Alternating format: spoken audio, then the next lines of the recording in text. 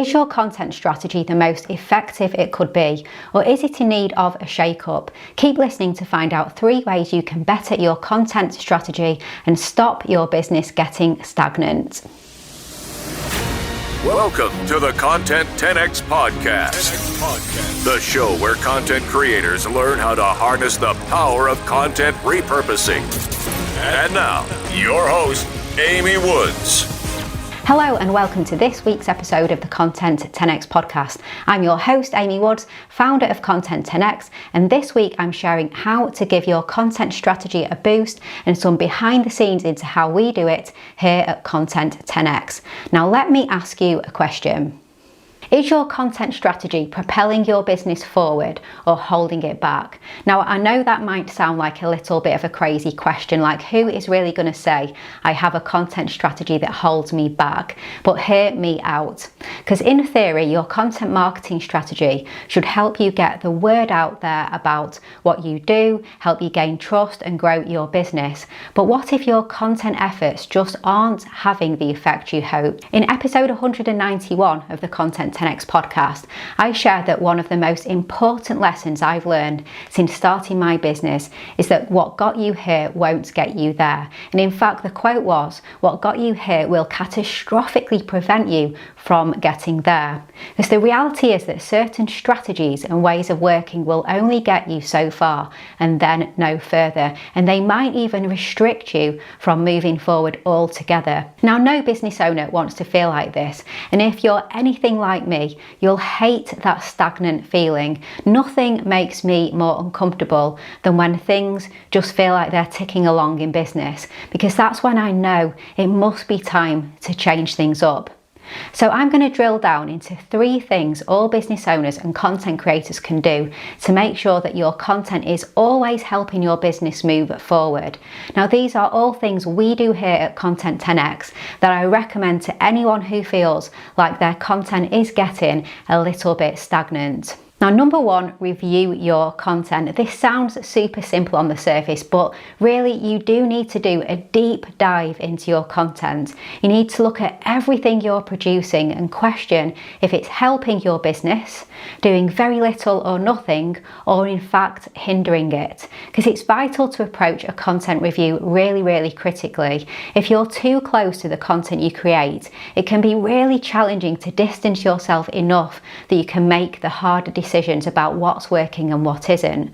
But it's the only way you're going to see a change. So be sure to get hold of any analytics and data that you can. Sometimes you think something is working or not working, but the data will tell you otherwise. So this happens an awful lot. Be careful of that. Be sure to involve your team, and it might be necessary to bring an external expert in to work with you on your review too. So maybe consider if you want to involve a marketing strategist. This could be someone you hire every quarter to help you with your reviews so that they can get to know your business as well. So try and work with the same person every quarter. At Content 10X, we do a detailed quarterly review of our content production. We take a good hard look at what content performed well, what didn't resonate, and whether it's worthwhile for us to keep creating. And then we use this as a springboard to move forward. A review is a great opportunity to spot content gaps and bring new ideas to the table, and use this time to scope out what content you want to create for the next quarter. But don't just look at your own content. Use this time to look at the platforms you're creating for and what others are doing too. What new opportunities are out there? Things can change fast in the online world, especially on social media platforms. Perhaps there's a new platform specific feature that you could try creating content for, or repurposing content to. And then after we've done our detailed quarterly review, we draw up a plan and meet monthly to then review status, and if necessary, sometimes weekly as well. So that's tip number 1. Do a really thorough content review and do it periodically. Build it into your annual calendar and make it a high priority. Set goals to achieve by the end of each quarter to keep everyone on track, and then have monthly or even weekly review meetings to continue to monitor that. Hey, just a little break from this podcast episode to ask you a question. Would you like one single place that you can go to that provides you with everything you need to be able to implement the best practices in content repurposing for your video content, your podcast episodes, and your social media content today? To help you get more value from the content that you create, get more time back, and help you reach more people than you ever thought possible. If so, then you are going to love the Content 10x Toolkit. The toolkit is full of video tutorials, templates, checklists, swipe files, step-by-step guides and more that shows you how to repurpose your content in the best ways possible today. No more Googling, no more figuring it out yourself. We provide you with everything that you need to become a content repurposing pro. If this sounds like something that would interest you, then go check out the Content 10x Toolkit at content10x.com/toolkit. Okay, and back to this week's episode. Moving on to tip number 2, analyse your internal systems and processes.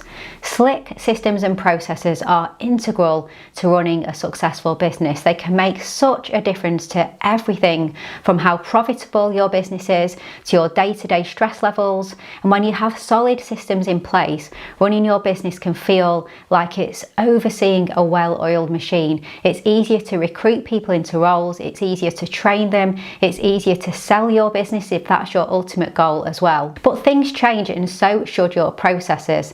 The system you put in place 2 years ago might have been perfect at the time, but your business will have changed since then. You might be using new tools, serving new clients, made changes to your services or products, and whilst these may have forced certain changes to your processes, why wait for something external to trigger a process overhaul? Keeping your business moving is all about taking a proactive approach, and revisiting your internal processes is just a great way to improve your business from the inside out. So take your content repurposing process as an example. Could you make it easier, faster? Are there certain parts that you should be outsourcing to achieve your goals? Or would the entire repurposing process be better off outsourced to increase your ROI? How much time do you spend on it? Where could you be spending that time instead? So really take time to analyse where you're spending time and effort and think about how you could optimise your workflow. Just a few changes could save you so much time, and think what you could do with that time. So we conducted an extremely deep dive into our processes about 6 months ago. We put aside an hour every single day and reviewed, updated and developed every single client process and internal process. And it was such a worthwhile task. We spotted so many opportunities to change things. And as a business owner, it was extremely important and worthwhile for me to get back into the detail. And now we have a process deep dive monthly, and it is really worthwhile to do that. So that's the second tip, analyse and adapt your processes. Now you could do this periodically, like your content review.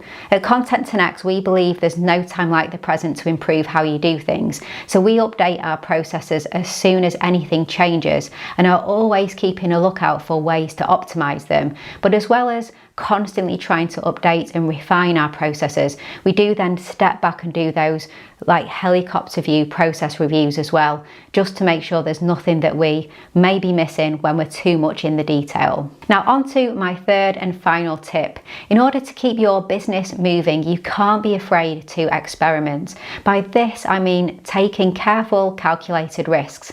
It can be scary to try new things in business. I've taken many leaps of faith that didn't quite work out how I first imagined they would. But if they do work out, what a difference they can make. My most recent leap of faith was the Content 10x rebrand. This is something I'd been thinking about for a while, and with a big change like this, there's always going to be some apprehensions and doubts holding you back from going for it.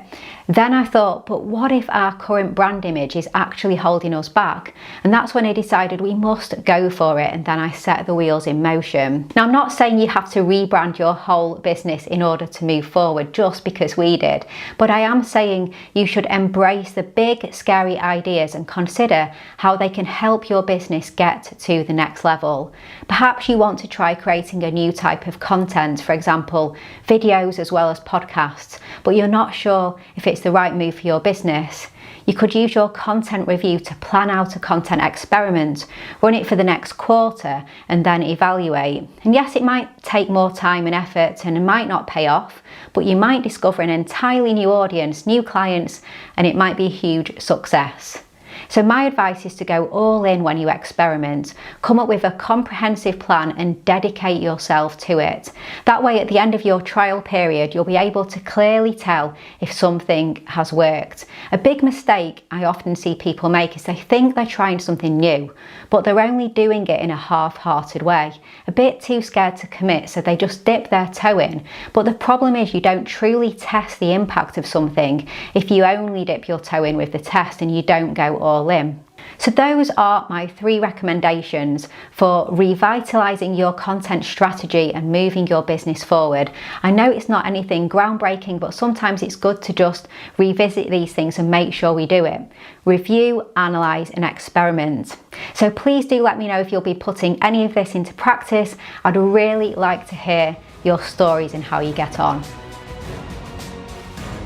Okay, thank you so much for listening to this week's episode. If you enjoyed the show, then please subscribe on your favourite app so you never miss an episode. And you can also subscribe to the weekly Content 10x newsletter to get the episode delivered to your inbox, along with loads more tips and advice on repurposing, exclusive content news, offers and more. Head to content10x.com/newsletter to become a Content 10x insider. I promise you won't regret it. And if you want help with your repurposing, then check out our fully end-to-end content repurposing service here at Content 10x. I promise you're in good hands with us if you want to maximise your content but leave the hard work to experts so that you can focus on your business. So just head to content10x.com to find out about everything that we could do to support you. And if you prefer a more DIY approach, or you'd like to empower your team, or just learn more about repurposing, then do get a copy of my book, Content 10x, on Amazon, and check out the Content 10x Toolkit. That's at content10x.com/toolkit. All that's left to say is thank you so much for listening to this week's episode, and I'll catch you in the next one.